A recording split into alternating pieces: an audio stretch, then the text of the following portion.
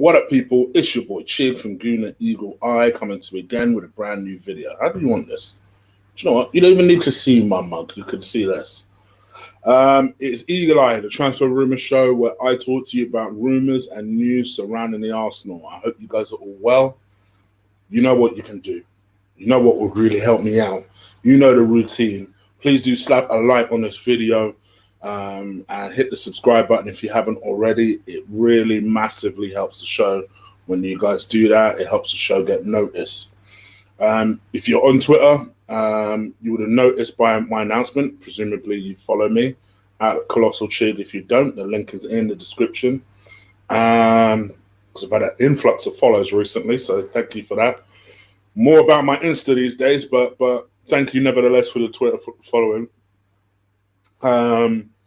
If you follow me on Twitter, I would have retweeted Lee's tweet about doing a watch along. So you know I don't have a lot of time right now.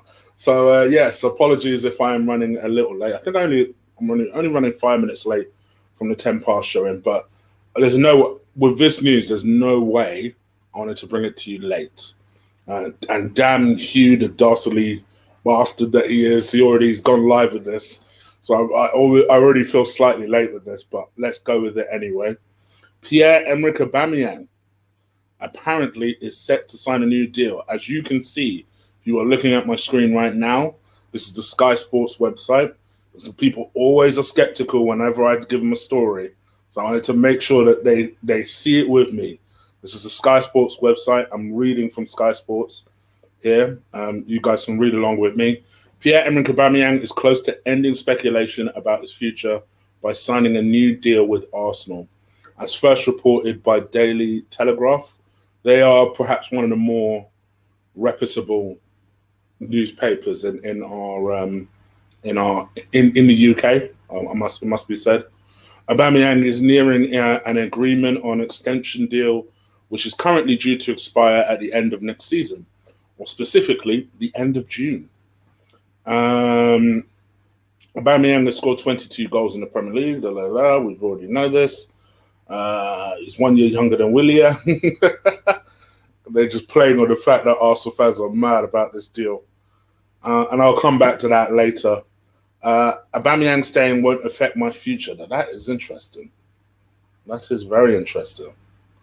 Arsenal, who will hold meetings on Friday, said that one of the recent... Oh, no. I think they're just going on to explain some of the cutbacks and that. For what does my genuine feeling on this is? Should this be true? And I have no reason to doubt it. I mean, this is the way that the Saka deal was broken. That I think it was broken a couple of days before it was officially announced. This is fantastic news. It is fantastic news. Listen, I know what people are automatically going to say. So let's appear it head on, and I'm going to appear this head on with Lee when I do a watch along with Lee, because obviously me and Lee will be doing the Wolves versus Olympiacos game, which is obviously straight after this, and I will talk about this with Lee because I already know what people are going to say. Oh, but Chid, you said a year ago that you would sell Aubameyang. Yep. But Chid, you said in January you would sell Aubameyang. Yep. Guess what? I'm telling you in August 2020 that had he not agreed a new deal, I would have sold him. But absolutely make no mistake, Aubameyang signing on is absolutely what we need. You listen, the striker has scored 29 goals, most of which has been arguably out of position. He scored 29 goals in all competitions, 22 goals in the Premier League. These are not easy figures to replace. Actually, what I'm more intrigued about is now what happens with Lacazette. Because if you're Lacazette, you can look at it one of two ways. You could say to yourself, all right, well, we've just run an FA Cup. Saka's decided to stay. Aubameyang's decided to stay. Maybe I should stay. I think this is the one that most Arsenal fans would be happy to lose, particularly if it means us bringing in a Thomas Partey. I think a lot of people have confidence in Martinelli being able to fulfill the role of second striker. Arteta seems to love him some Eddie Nketiah, so you can confidently promote him. So it'd be interesting to see what we then end up doing. But I mean, make no mistake, this is fantastic news. And I do have to hand it to Lee, as much as I hate publicly giving him credit. He said something very interesting in the show, and I thought, of course, that's exactly what they're going to do.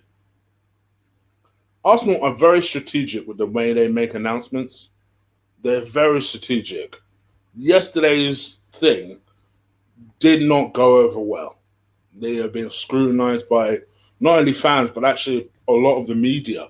And I'm sure the media criticism would have actually hurt them more. I think they were expecting backlash from fans. Actually, from me, maybe because I'm a little bit more, gosh, I really don't want to sound patronizing. I guess I've always expected it. I think somebody put it on a tweet best that I criticize Stan Kroenke for a lot. His lackadaisical management, how long he took to sack Arsene Wenger. There's a lot of things that I criticize him for. One of the things I'm not criticizing for is this particular situation. I said this on my show yesterday.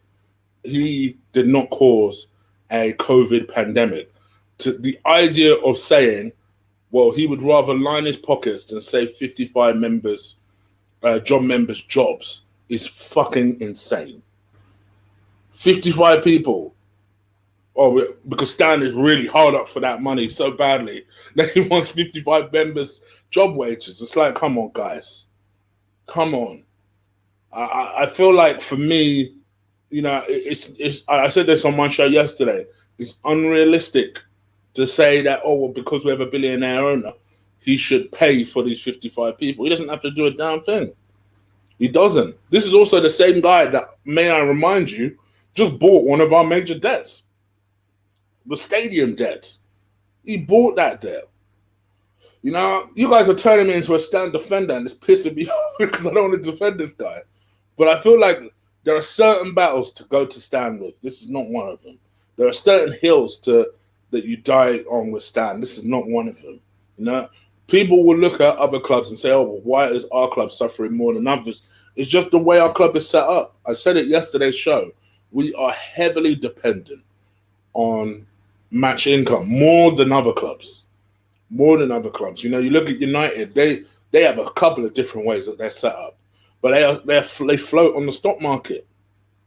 So on the whole, generally, unless the stock market is really taking a pasting, they are always going to be somewhat okay. Plus, they are fucking Man United. Chelsea have Roman, who, let's face it, ain't spent a dime over the last couple of summer windows. Not to mention that he's normally an owner that when he decides he wants to make a statement or when he decides he wants a league, he goes all in. Now, maybe that's something you can criticize Stan about, that he doesn't exactly act like Roman. But not a lot of chairmen do act like Roman, to be fair. And then Man City are Man City. I don't even know the meaning of poor. So it kind of is what it is. It's just, I get it. It's not a good look, especially when there's all kinds of rumors today that supposedly Willian is about to sign and he's getting paid 10 million to sign on.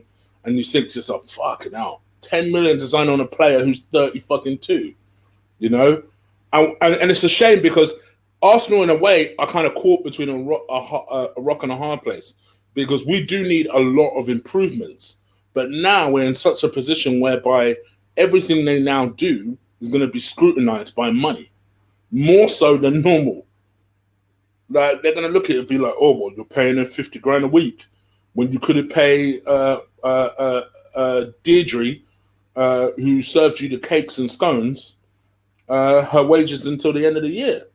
Absolutely. And the thing is, I can't even hate at that logic. I understand, but I made one crucial point yesterday. And I'll come back to why I have to give Lee credit in a minute, because I haven't completely finished that point yet. There's one crucial point that everyone is missing in all this. Players bringing in players drives shirt sales, shirts merchandise. It is the catalyst for that type of stuff.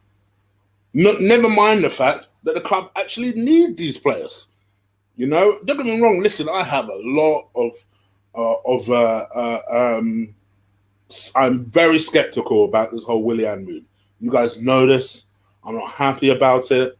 I think he's a good player. I've always maintained that. I've always maintained that. I should take this off the screen now.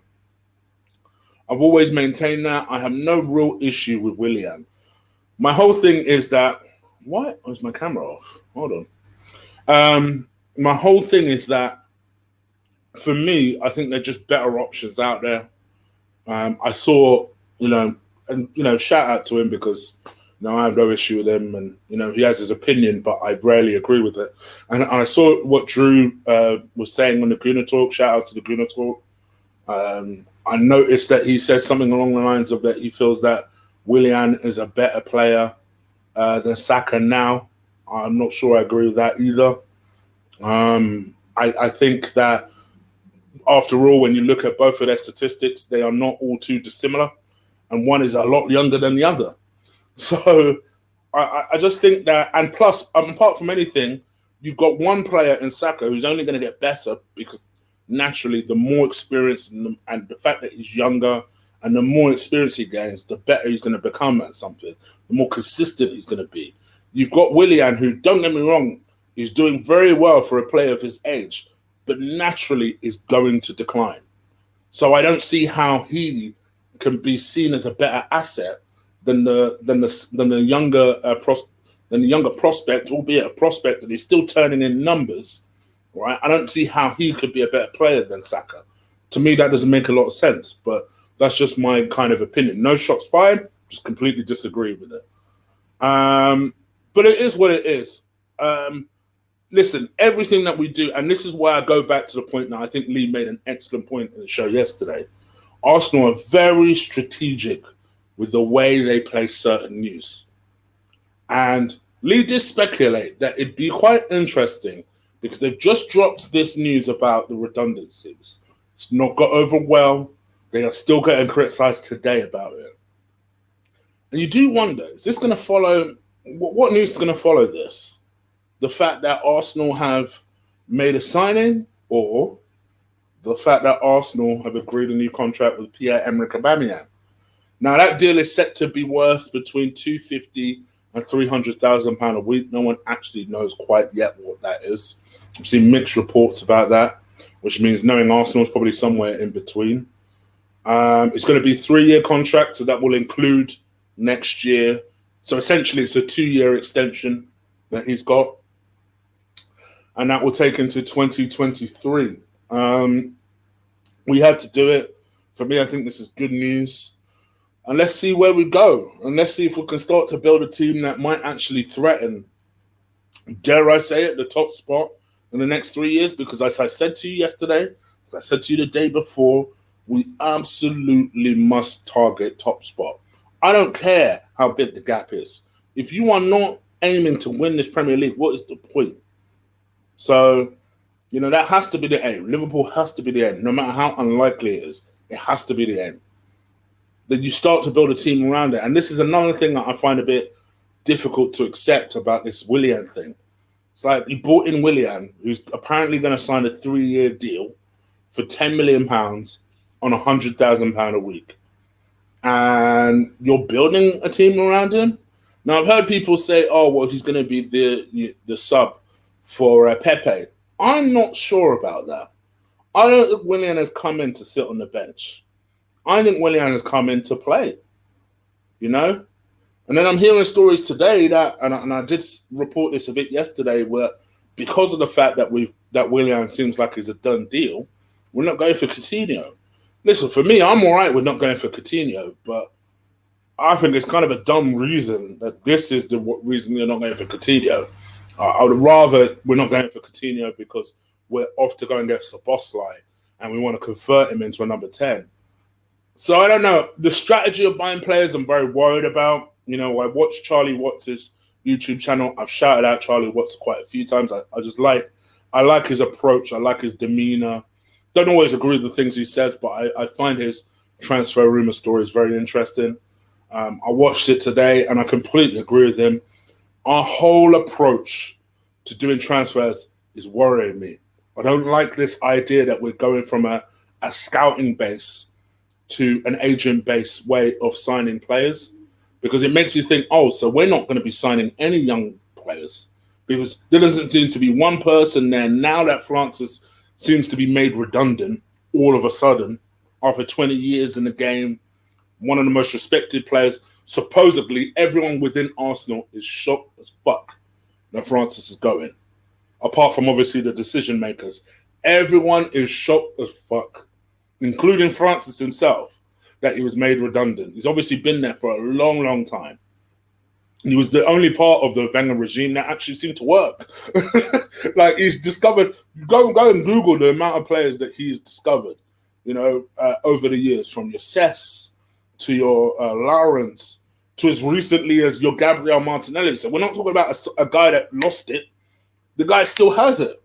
And you're making him redundant. To me, these are suspicious moves. I don't like the signing of. I don't like the feel of it. I don't like the feel of it. It's like we are moving into Kia FC era, and I'm not sure where it's going to end up, where we're going to end up as a result of it. But we move, and we move on to Gabriel from Lille. I have to learn how to say his last name if we end up actually signing him.